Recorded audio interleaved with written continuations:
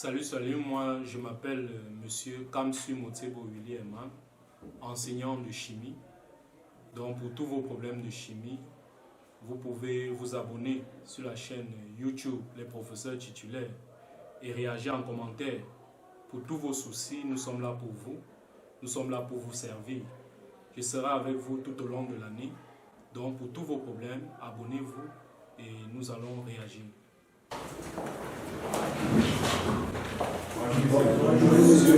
Bonjour. Asseyez-vous. J'espère que tout le monde a son cahier. Voilà. Aujourd'hui, nous allons travailler sur la chimie organique. Et la séance dernière, j'ai laissé une fiche de travaux dirigés. J'espère que chacun a prêté son exercice. Chacun a fait ses travaux. C'est pas? Voilà. Est-ce que vous pouvez ouvrir vos cahiers pour que j'essaie de vérifier ou pas son exercice? Voilà.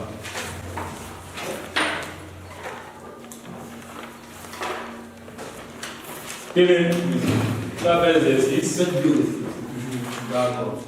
C'est les exemplaires. Hein? C'est les exemplaires. D'accord. C'est bien, c'est bien. Faut travailler. Bon, qui va nous rappeler le module d'enseignement que nous avons fait la semaine dernière? C'était quel module? Oui, tu es ici. Le module portait sur la chimie organique. La chimie organique. Et la première leçon était intitulée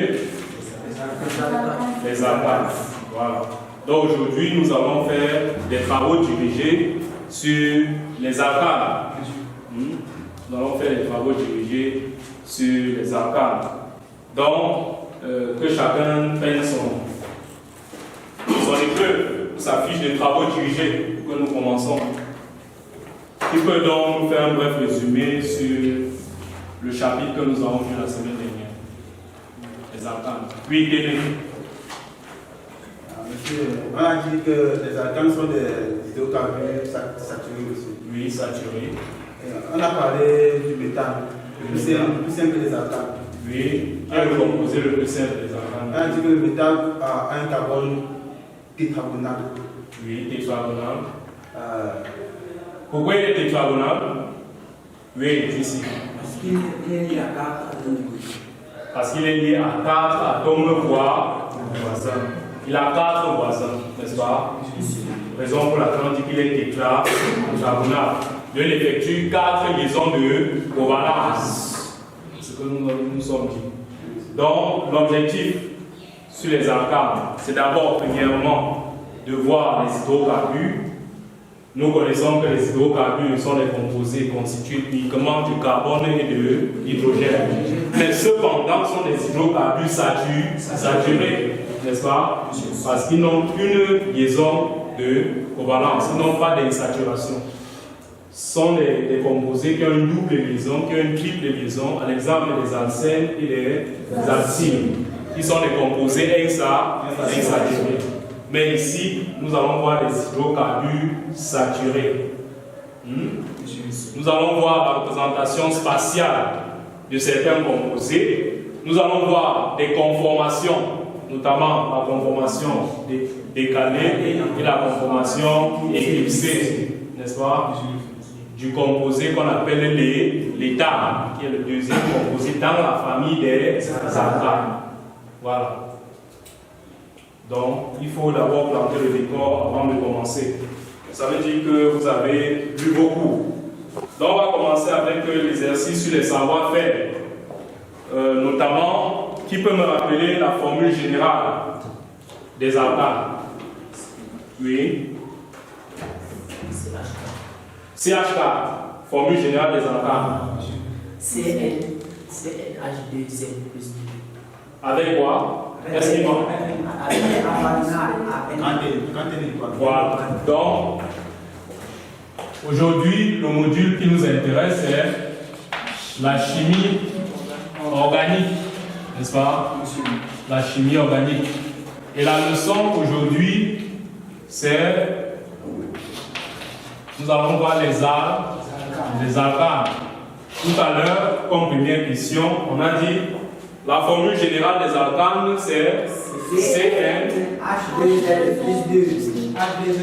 CnH2n plus 2 avec N appartenant à grande N étoile. Excusez-moi, s'il vous plaît.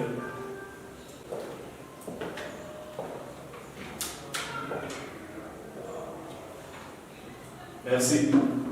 Bon, par la suite, la deuxième question qui nous a été posée, c'est quelle question, Marthe? Le méthane est l'alcane le plus simple. Donner sa formule brute puis sa formule développée. Voilà. Qui va nous donner la formule brute du méthane? Wimba. La formule brute du méthane est CH4. CH4. C'est sa formule brute. CH4. C'est la formule brute du méthane. Qui va nous représenter la formule développée du méthane? Athéba.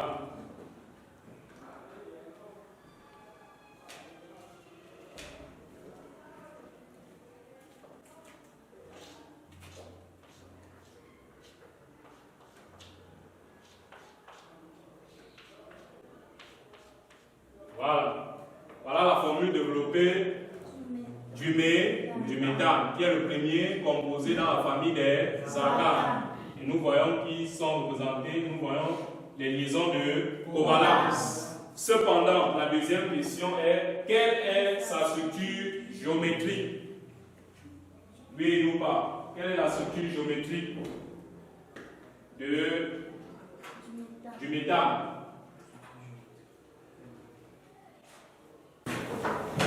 Le méthane a une structure tétraédrique. Il a une structure tétraédrique, n'est-ce pas? Nous avons vu en cours que le méthane est constitué d'un atome de carbone. Pourquoi il est constitué? Il est constitué d'un atome de carbone et de 4 atomes d'hydrogène. Voilà. Ici, on veut faire un bref aperçu de ce que vous avez vu en classe de seconde. Nous avons vu que le carbone, avec une charge qui était égale à combien? À 6, n'est-ce pas? Qui était encore le nombre de protons. À partir de là, on pouvait faire la structure, la représentation de Lewis en passant par la structure électronique qui donnait K2 L4. Et maintenant, pour faire la structure de Lewis, on utilisait la dernière couche, n'est-ce pas? Encore appelée couche périphérique. Et sur notre couche périphérique, nous avons combien d'électrons? 4 électrons, n'est-ce pas? 4 électrons. Voilà les 4 électrons, n'est-ce pas? Sont des électrons célibataires. Voilà, et ils peuvent entrer en liaison avec d'autres atomes, n'est-ce pas? Et ainsi effectuer une liaison de covalence. Dans le cas d'espèce qui est le méthane, chaque atome d'hydrogène va apporter son électron, n'est-ce pas? Chaque atome d'hydrogène va apporter son électron. Et là, on aura des liaisons de covalence serre. Ce qui va nous former donc la molécule du méthane. Mais cependant, en voyant la structure, nous avons vu que le carbone du méthane occupait le centre d'un tétraèdre régulier. Et nous avons pas les atomes occupaient les sommets du tétraèdre régulier. On avait donc quelque chose comme ceci.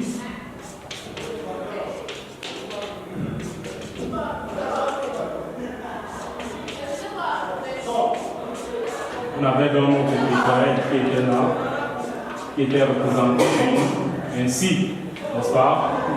Voilà. Donc, le carbone occupe le centre du tétraèdre et nous avons les atomes d'hydrogène qui occupent les sommets du tétraèdre. Maintenant, on va poursuivre avec la question 3. Vous pouvez dire la question 3, Marc. Donner la formule brute et les isomères des alcanes de masse molaire 72 grammes par mol. Donner la formule brute et les isomères des alcanes de masse molaire 72 grammes par mol, n'est-ce pas? 72 grammes par mol. On nous demande de donner la formule brute. Dans cet exercice, on nous a donné la masse molaire. La masse molaire est égale à combien? 72 grammes par mol. N'est-ce pas? Cependant, on nous demande la formule brute. Pour trouver dans la formule brute, on va partir de la formule générale. Donc ça veut dire, je prends la masse molaire de la formule générale, étant donné que la formule générale des alcanes c'est Cn H2Cn plus C2 égale à la masse molaire qu'on va donner dans l'exercice. Ce sont 12 grammes par mol. Je calcule donc. Ça me donne donc 12N plus 2N plus 2 égale à 72. N'est-ce pas? 12N plus 2N me donne combien? 14N. Qui est égal à 72 moins 2.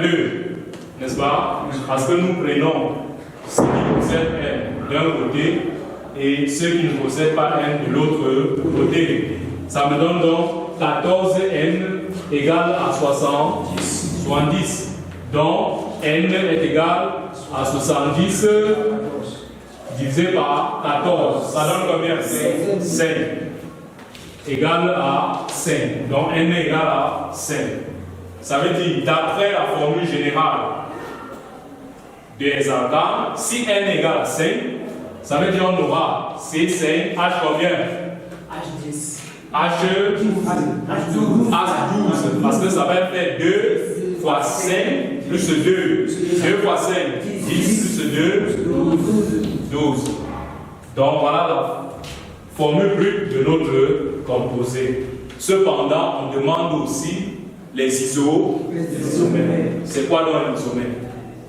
Nous l'avons vu dans le cours.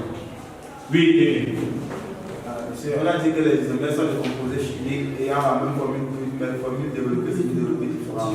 Voilà. Les isomères sont des composés qui ont la même formule brute, mais de formules semi-développées ou développées différentes. Qui peut donc représenter les différents isomères de ce composé? Oui, Denis.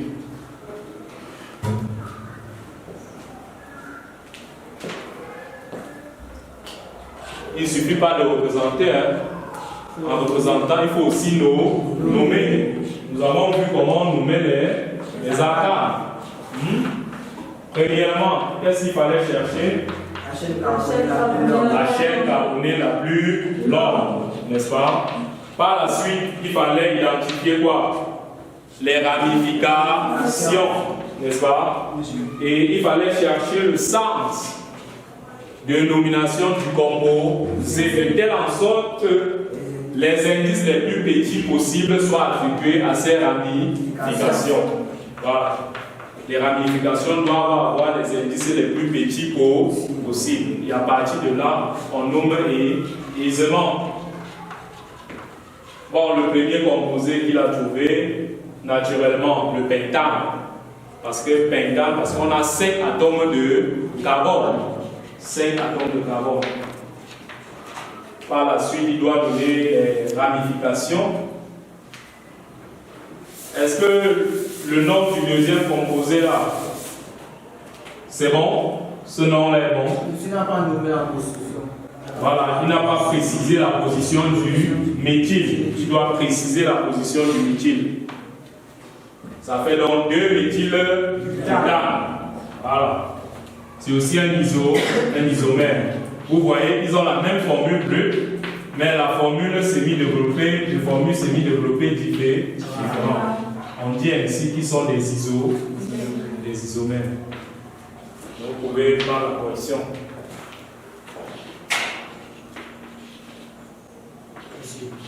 Oui.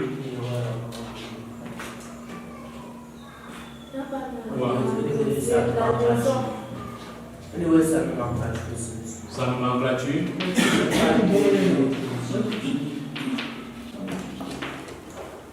Voilà. 2,2-diméthylpropane, n'est-ce pas? 1, 2, 3. 1, 2, 3. Nous avons deux ramifications en position 2. N'est-ce pas? Ça veut dire que la chaîne carbonée la plus longue ici a 3 atomes de carbone. Donc, on nomme donc, parce qu'on a deux ramifications à la même position, en position 2. Ce qui fait donc 2 diméthylpropane. Voilà. Oui. Oui. Si nous sommes obligés d'écrire 2 diméthylpropane, nous pouvons seulement dire que le diméthylpropane a mesure. Oui, justement, on n'est pas obligé de préciser la position des ramifications. Parce que si on déplace la ramification, alors ça ne sera plus le propane. Donc c'est une position qui est fixe. Et que si on déplace, ça ne sera plus le propane. Donc ce n'est pas trop nécessaire de préciser la position de la ramification. Mais cependant, il faut aussi, si vous précisez, on ne va pas barrer. C'est vrai, n'est-ce pas? Voilà. Bon, par la suite, on va continuer avec l'exercice 4. L'exercice 4 dit ceci. Un dérivé dichloré d'un algane a une masse molaire de 127 grammes par mol. Déterminer sa formule brute et ses isomères. Un dérivé dichloré. Dichloré, ça veut dire quoi? 2 atomes de chlore. D'un algane, n'est-ce pas? Ça veut dire que c'est un composé qui appartient à la famille des alcanes dont on a substitué 2 atomes d'hydrogène par des atomes de chlore. C'est compris? Voilà. Donc pour déterminer la formule brute de ce composé, on va partir de la formule générale, n'est-ce pas? La formule générale des alcanes, c'est quoi? CnH2n plus 2.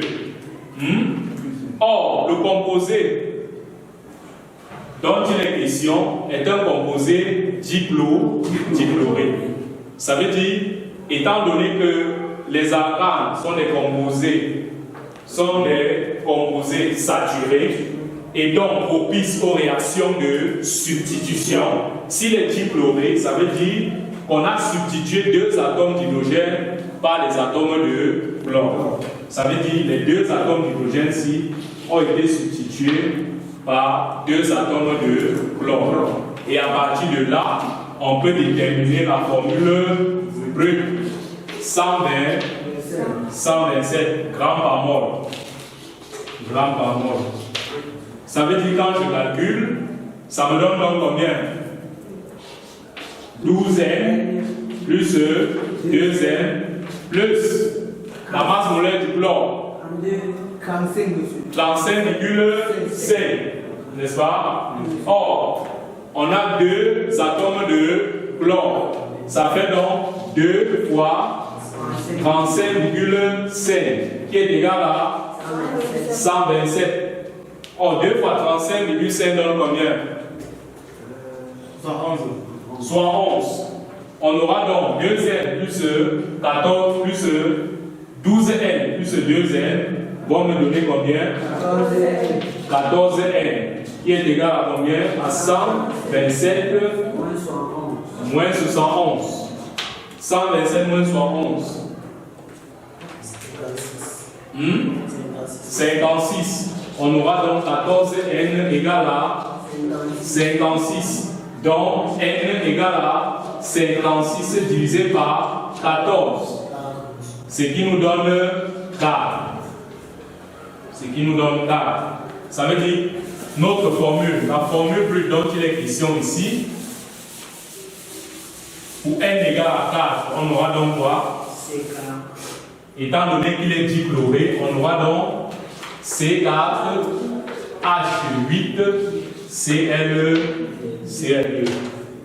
Voilà donc la formule brute de notre composé. Qui a trouvé? Tenez, toujours lui. Ateba. Mba. Tu n'as pas trouvé. Marc. Tu n'as pas trouvé? D'accord. Pardon la correction. C'était aussi simple, aussi facile. Et là maintenant aussi, on demande les différents isomères. Qui va nous représenter ces différents isomères à débat?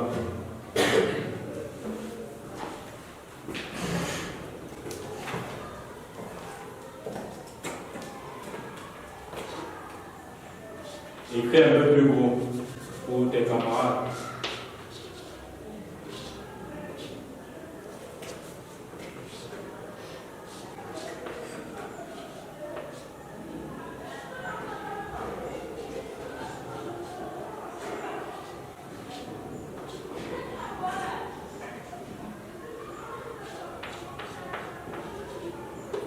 Donc, dans un premier temps, il a décidé de mettre les deux atomes de chlore sur le deuxième atome de carbone.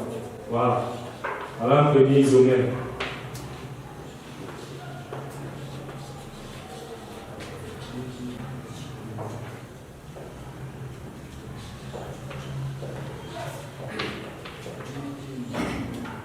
Ça fait donc le 2,2-dichlorobutane. Parce que la ramification doit avoir l'indice le plus petit possible.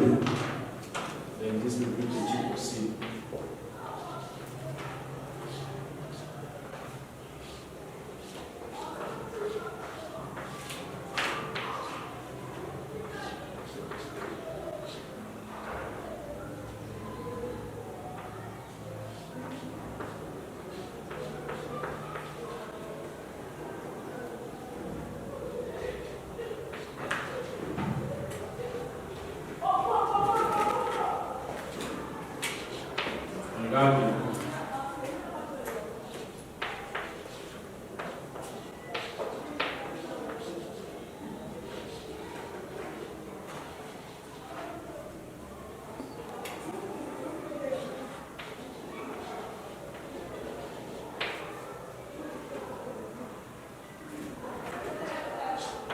Voilà. Dans cet isomère, il a décidé de mettre les deux atomes de chlore en position 2 et en position 3, ce qui nous donne 2,3-dichlorobutane.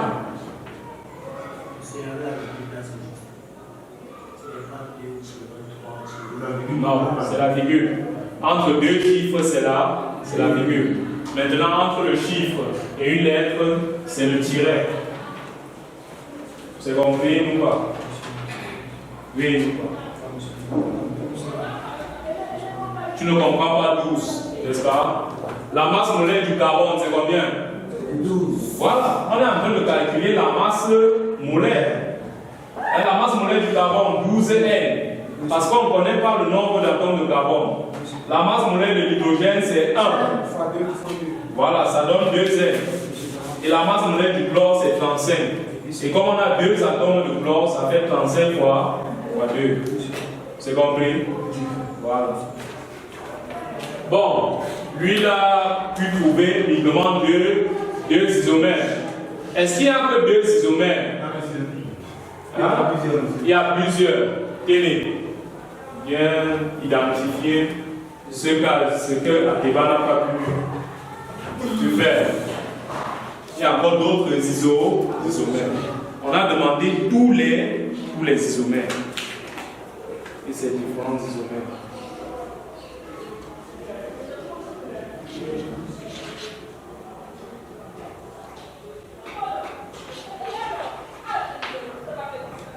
Tu peux mettre par exemple l'atome de chlore en position 1 et en position 3. N'est-ce pas? Et à débat, tu pouvais mettre un atome de chlore en position 1 et en position 3. Ça fait encore notre isomère. Tu pouvais encore mettre en position 1 et en position 4. Ça fait un autre isomère. Voilà, 1, 1. Tu peux mettre en 1, 1. 1, 1, 2, 2. Ça fait un autre isomère.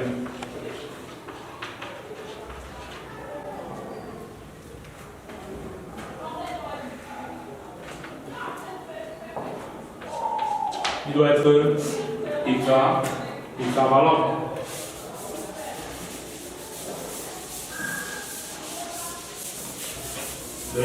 on va chercher une autre ramification. Ça fait donc 1, 1. Entre les chiffres, c'est la virgule. 1, 1, il y a un tiret. Entre le chiffre et une lettre, il y a le tiret. Dichloro, 2 méthyl. 2 méthylpropane. Voilà. Tu peux mettre aussi les deux atomes de chlore en position 1 et 3. Ça fait un autre isomère. En méthyle. Méthyle, oui. Il y a Y là. Voilà. C'est bon. On peut essayer d'écrire plus gros. Vous voyez, quand vous travaillez à la maison, et quand on vient corriger, ça coule.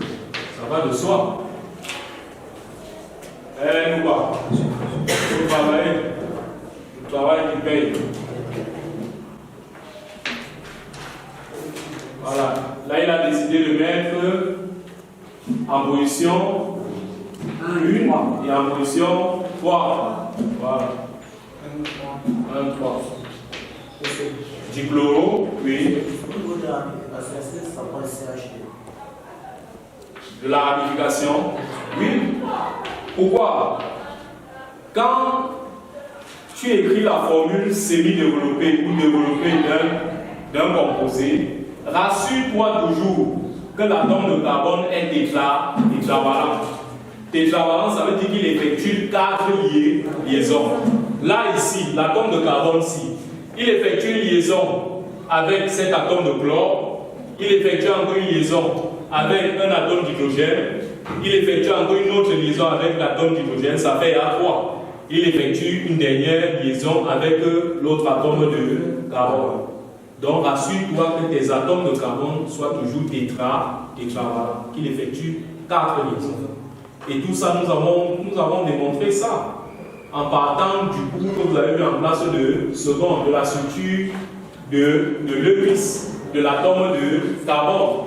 On a constaté qu'il avait 4 liaisons célibataires qui pouvaient donc fournir ces électrons célibataires dans les liaisons de covalence. Est-ce que c'est compris? Vérifie partout là, c'est 4 liaisons. Donc c'est la règle. L'atome de carbone ne peut pas être tétravalent, n'est-ce pas? À votre niveau, on se rassure qu'il soit tétravalent. Donc voilà les différents isomères du composé. On a enfin 2,2 dichlorobutane, 2,3 dichlorobutane, 1,1 dichloro 2-méthylpropane, 1,3 dichlorobutane, 1,4 diméthyl dichloro. Les ramifications ici, c'est les atomes de chlore. 1,4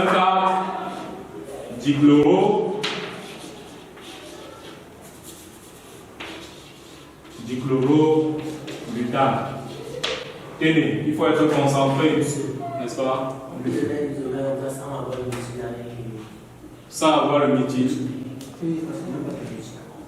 Oui. Est-ce qu'il faut absolument qu'il y ait une ramification qui soit le méthyle? Ici, est-ce qu'il y a un méthyle qui est à l'intérieur comme ramification? Non? N'est-ce pas? C'est à toi de développer les formules semi-développées de ce composé. Mais toujours est-il que ça doit respecter la formule brute et que les atomes de carbone doivent être tétravalents. Oui.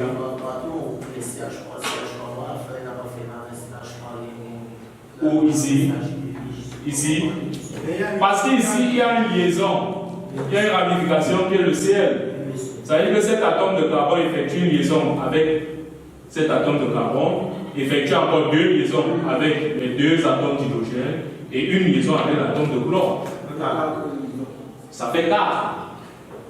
C'est compris? CH seulement, en troisième position. En troisième position, il effectue une liaison avec l'atome de carbone, une autre liaison avec l'autre atome de carbone, une liaison avec l'atome d'hydrogène qui est là, une liaison avec l'atome de chlore. Ça fait 4. N'est-ce pas? C'est tétra. On a toujours respecté le nombre d'hydrogène. Le nombre de liaisons. C'est le nombre de liaisons. Ce n'est pas forcément que ça sera toujours 2, 3, non. Il faut vérifier que votre carbone est tétravalent, que ça effectue 4 liaisons. C'est compris? Il effectue cette liaison, il effectue l'autre liaison, il effectue cette liaison, il effectue une liaison avec l'atome d'hydrogène qui est là. C'est compris? Voilà. On continue à l'exercice 5. Exercice 5. On dit un alcane comporte 2 atomes de carbone. Un alcane comporte 2 atomes de carbone. Ça vous fait penser à quoi? À l'éthane, bien sûr. En petit temps, on dit donner son nom. L'éthane. Sa formule brute. C2H6. Voilà, c'est sa formule brute. Et sa formule développée. Qui va nous donner sa formule développée? Lui ici. Qui efface le tableau. Tu donnes sa formule développée.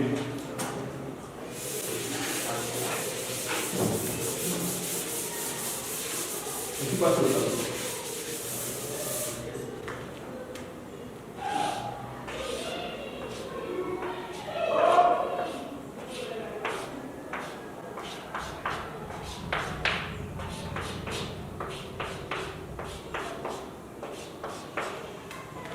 Voilà. Voilà la formule développée de la molécule d'éthane, n'est-ce pas? Sa formule brute c'est C2H6. Sa formule développée c'est ce qu'il a représenté au tableau là. Et on dit indiquer les distances interatomiques et les angles balanciels. Quand on parle de distance interatomique, c'est-à-dire la distance entre le carbone et l'hydrogène, entre le carbone et le carbone, l'angle qu'il y a entre l'atome d'hydrogène, l'atome de carbone et l'atome d'hydrogène, l'angle qu'il y a entre l'atome d'hydrogène, l'atome de carbone et l'atome de carbone. Voilà, ça veut dire quoi? La distance carbone-hydrogène ne change jamais, ne change pas. C'est égal à 110 picomètres. La distance carbone-carbone, qui est une liaison de covalence simple, est égale à 154 picomètres. Voilà. Voilà. Et on sait bien qu'un picomètre est égal à 10 puissance 1 picomètre est égal à 10 puissance moins 12 mètres. Cependant, on sait que l'angle qu'il y a entre l'atome d'hydrogène, l'atome de carbone et l'atome d'hydrogène est égal à l'angle qu'il y a entre l'atome d'hydrogène et le carbone, qui est égal à combien? 109 degrés. Donc, voilà les distances interatomiques et voilà l'angle balancier. Ce sont des conventions. C'est compris? Okay. Par la suite, on demande quelle est la nature des liaisons qui lient les atomes. Ce sont des liaisons de covalence, n'est-ce pas? Liaisons de covalence, pourquoi? Parce que chaque atome ici participe, donne son électron dans la liaison. Il n'y a pas un atome qui apporte les 2 électrons. Nous avons vu que pour qu'il y ait formation d'une liaison, il faut l'apport de 2 électrons. Maintenant, si chaque atome chaque atome apporte un électron, alors il s'agit là d'une liaison de covalence. Liaison de covalence, c'est la nature. On dit toujours en question 6, on donne un alcane de formule C4H10, n'est-ce pas? C4H10. Définir isomère, on l'a déjà fait. On a défini un isomère comme l'ensemble des composés ayant la même formule brute, mais les formules développées ou développées différemment. différentes. On demande de représenter tous les isomères possibles de ce composé et donner leur nom. Et ensuite, on dit lequel de ces isomères a la température d'ébullition la plus élevée. Là, il faut faire appel aux propriétés physiques. Voilà, et les propriétés chimiques des alcanes. On voit qu'un alcane, plus il est ramifié, plus sa température d'ébullition est faible, n'est-ce pas? Qui va donc nous représenter les différents isomères du butane. Et à partir de là, vous allez nous représenter, nous donner quel est l'isomère dont la température d'ébullition est la plus élevée.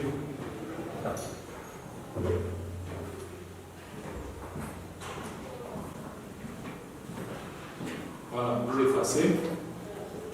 Vous nous donnez les différents isomères du butane dans la formule générale, dans la formule brute est C4H10.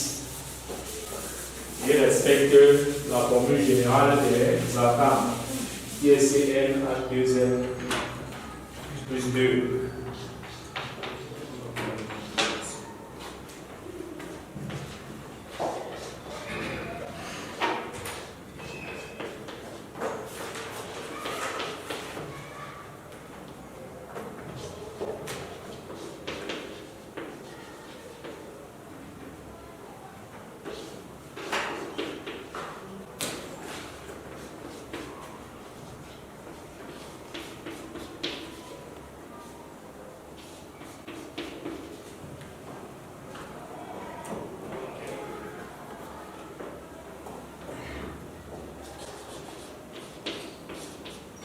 Méthylpropane. On n'est pas obligé de préciser la position, n'est-ce pas? Parce que si on déplace la position du méthane, alors ça sera plus propane. Ça va changer. Donc le méthylpropane. Par la suite,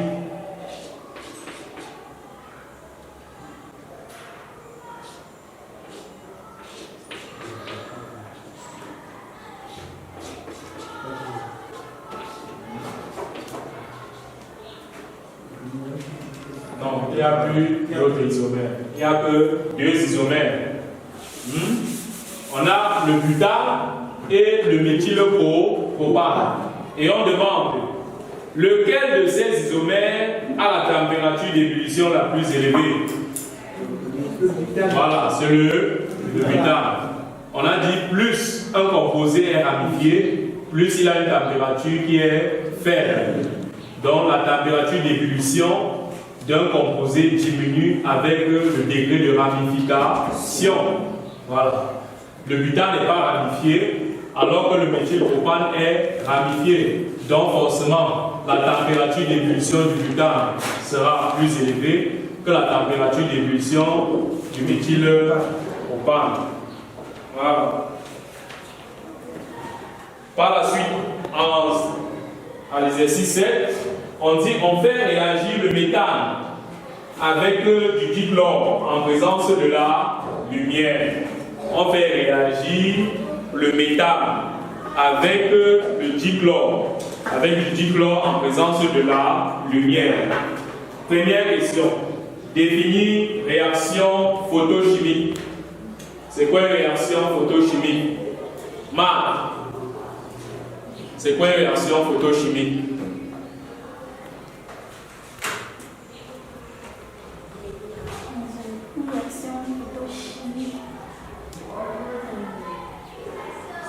On dit ceci, suis bien l'exercice. On fait réagir le méthane avec du dichlore en présence de la lumière. Première question, définir réaction photochimique. Une réaction photochimique, c'est une réaction qui a lieu en présence de la lumière. Voilà, c'est une réaction qui se déroule en présence de la lumière. Et quand la réaction se déroule en présence de la lumière, on dit que cette réaction est photochimique. Donc c'est une réaction qui a besoin de la lumière pour être réalisée. Nous avons vu dans le cours, lorsqu'on appelle ces réactions la chloration du métal. Nous l'avons vu que lorsqu'on effectuait dans l'obscurité, rien ne se passait, n'est-ce pas? Et lorsqu'on effectuait la même réaction en présence de la lumière, il y avait des phénomènes. Le niveau d'eau montait dans les bouvettes, on avait des gouttelettes huileuses sur la paroi, n'est-ce pas? Sur la paroi de l'éprouvette, n'est-ce pas? Voilà, en présence de la lumière. Donc, une réaction photochimique, c'est une réaction qui a besoin de la lumière pour se réaliser, qui s'effectue en présence de la lumière. Maintenant, on dit écrit les équations bilan permettant d'obtenir les différents mono et polysubstitués du métal. Par la suite, on demande de préciser leur importance dans la vie.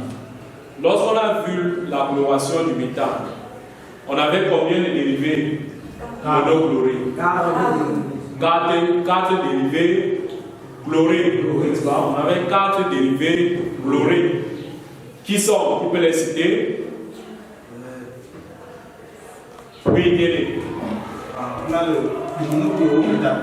Monochlorométhane, dichlorométhane, trichlorométhane, tétrachlorométhane. Est-ce que tu peux écrire les différentes équations qui permettent d'obtenir ces dérivés chlorés?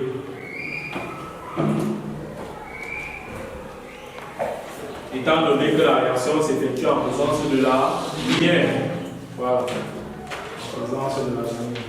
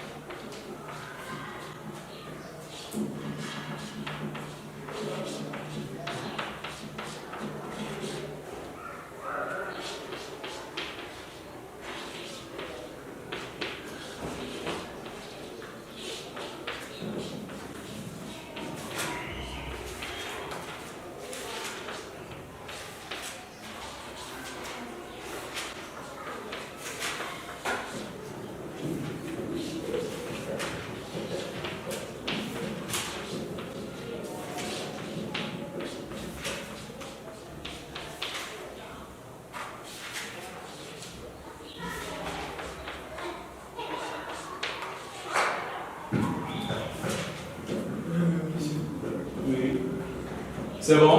Voilà. Voilà nos 4 dérivés chlorés. On prend le méthane, on fait réagir avec le dichlore. En présence de la lumière, on obtient le chloro, le monochlorométhane et le chlorure d'hydrogène. N'est-ce pas? Par la suite, parce que c'est une succession de réactions de substitution. Nous voyons dans la première équation qu'il y a un atome d'hydrogène qui a été substitué par un atome de chlore.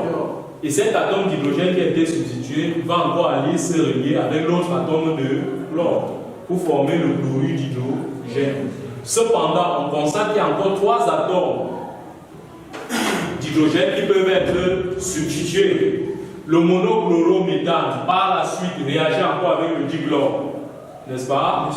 Et il y a encore un atome d'hydrogène qui est substitué en présence de la lumière pour donner le dichlorométhane plus le chlorure d'hydrogène. Par la suite, nous voyons encore qu'il y a 2 atomes d'hydrogène qui peuvent être substitués. Donc, à son tour, le dichlorométhane va réagir encore avec le dichlore en présence de la lumière pour donner le trichlorométhane. Avec le chlorure d'hydrogène. Maintenant, le trichlorométhane passe par la suite. Cet atome d'hydrogène sera donc substitué en présence de la lumière pour donner cette fois-ci le tétrachlorométhane plus le chlorure d'hydrogène. Donc voilà donc nos 4 dérivés. Voilà, nos 4 dérivés chlorés. Maintenant, il faut donner le rôle. le rôle de chaque dérivé chloré. Le premier, qui est le monochlorométhane, permet de faire quoi? Quel est son rôle? Oui, tu sais. Le monochlorométhane est utilisé à la synthèse des résidus. Voilà, il permet la synthèse des résidus. Le deuxième, dichlorométhane, quelle est son utilité? Oui. Utilisé comme un diluant pour les peintures. Utilisé comme diluant pour les peintures, c'est vrai? Il est utilisé comme... Il est utilisé pour extraire la caféine du café. Voilà.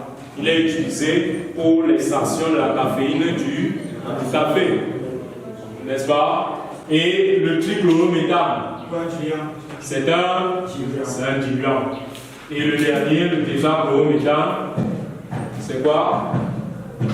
Un solvant. Voilà, un solvant. Après avoir fini avec l'exercice 7, nous allons continuer avec l'exercice 8.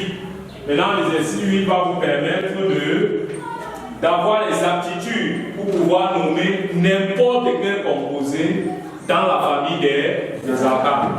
Donc, nous allons appliquer les règles de nomenclature qui ont été établies par l'UIPA. Qui connaît l'UIPA? C'est quoi l'UIPA? Oui. L'UIPAC signifie Union internationale de la chimie pure et appliquée. Voilà, Union internationale de la chimie pure et appliquée. C'est une union internationale, c'est cette union qui définit les règles de nomenclature. Ça veut dire quoi? Si un élève est au Cameroun, l'autre est aux États-Unis, vous avez le même composé, alors à partir de ces règles, vous allez avoir le même nom. Que tu sois au Cameroun, que tu sois, voilà, que tu sois en France, vous devez avoir le même nom. Parce que vous devez utiliser les règles de nomenclature de l'UIPA. Cependant, on va donner quelques composés, donc vous allez les nommer. C'est très facile. Première règle, qu'est-ce qu'il faut pour nommer un composé? Identifier la chaîne carbonée la plus longue. Identifier la chaîne carbonée la plus longue. Deuxième règle. Numéroter les atomes de carbone de la chaîne principale. Voilà, numéroter les atomes de carbone de la chaîne principale, c'est-à-dire la chaîne carbonée la plus longue. Ensuite, il faut identifier les ramifications.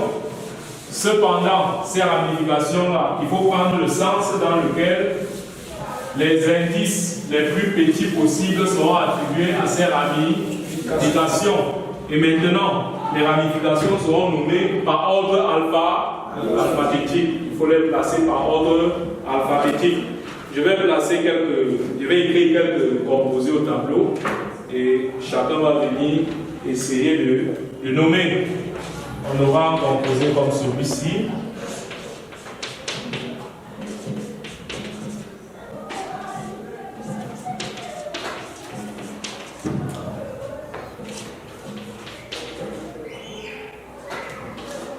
On a ce deuxième composé.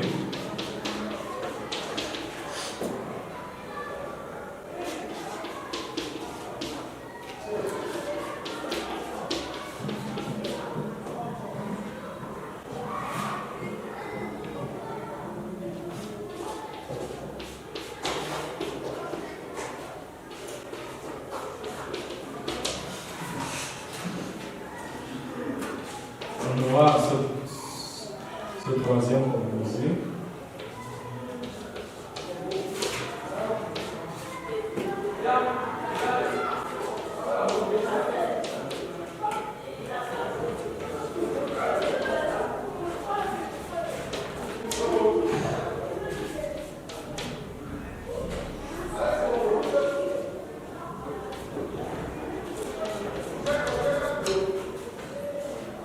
Le quatrième composé.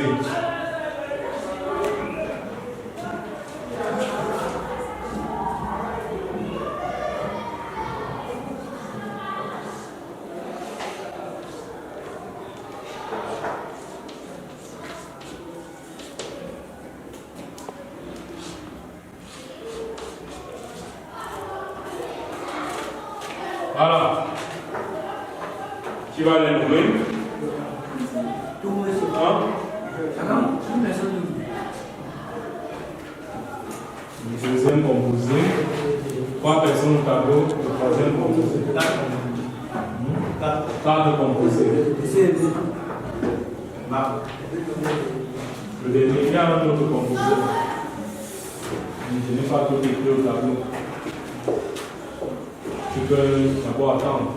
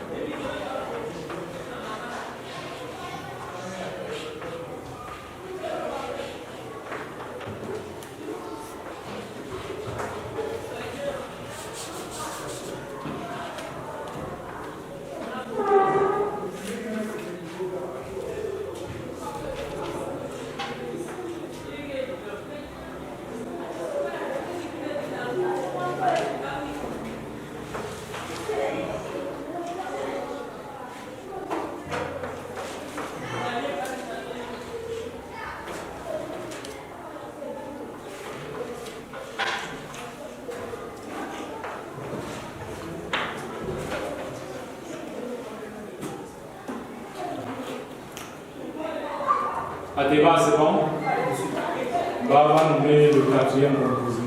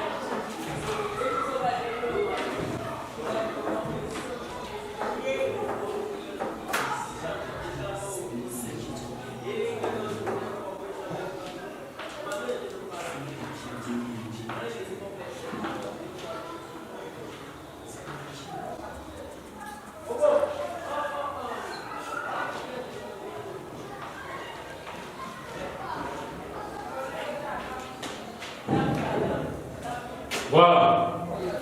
Maintenant, passons à la correction, n'est-ce pas? Nous avons ce premier composé qui a été nommé par Marc. Première règle, il faut regarder la chaîne carbonée la plus longue. Nous avons 1, 2, 3, 4, 5. 1, 2, 3, 4, 5. La chaîne carbonée la plus longue a 5 atomes de carbone. Ça nous fait penser déjà au pentane. Cependant, on doit identifier aussi les ramifications, n'est-ce pas? On a cette ramification-ci. Et cette ramification, c'est le méthyle. Quand je compte aussi dans ce sens, 1, 2, 3, 4, 5. Dans le premier sens, nous avons notre ramification en position 2. Dans le deuxième sens, nous avons notre ramification en position 4. Cependant, entre la position 2 et la position 4, qui est plus petit? 2. Donc on va prendre le sens, le premier sens. Ce qui nous fait donc le 2-méthylpentane. Donc le deuxième sens n'est pas bon. Parce qu'avec le deuxième sens, étant donné que nos ramifications doivent avoir des indices les plus petits possibles, avec le deuxième sens, la position 4.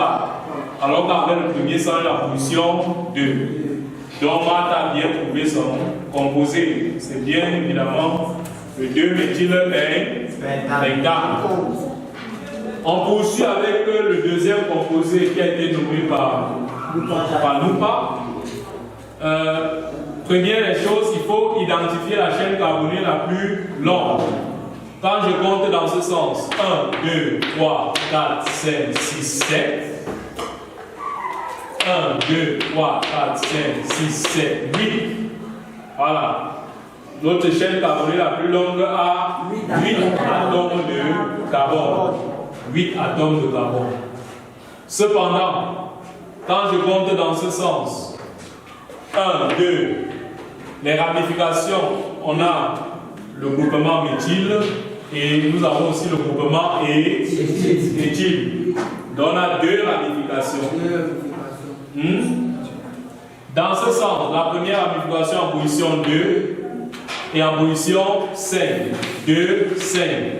Dans le sens-ci, 1, 2, 3, 4, 5, 6, 7. Là en position 4 et en position 7. Vous voyez qu'entre 2, 5 et 4, 7, qui est plus petit, c'est 2, 5. N'est-ce pas? Je prends donc le sens premier. Maintenant, il faut regarder l'ordre alphabétique des ramifications. L'éthyle vient avant le méthyle. E, dans l'alphabet français, vient avant M. Donc, on aura donc quoi? En position 5, on aura donc 5 éthyle, n'est-ce pas? 2 méthyle, octane. Ça veut dire que nous pas. Tu as ramené la nomination. Voilà donc le nom du composé. 2 éthyle, 2 méthyle, octane. Oui. Non, on va corriger. Considère que tu as déjà remis la feuille. C'est pas? On continue avec ce composé. Première des choses, il faut identifier la chaîne carbonée la plus longue. On a 1, 2, 3, 4, 5, 6, 7. Donc la chaîne carbonée la plus longue a 7 atomes de carbone. Cependant, il faut identifier les ramifications. On a une ramification qui est là et on a l'autre ramification dans ce sens. N'est-ce pas? Quand je pars dans l'autre sens, dans le premier sens, les ramifications sont en position 4, 1, 2, 3, 4, et en position 6. Quand je pars dans le deuxième sens, les ramifications sont en position 1, 2, 2, et en position 4.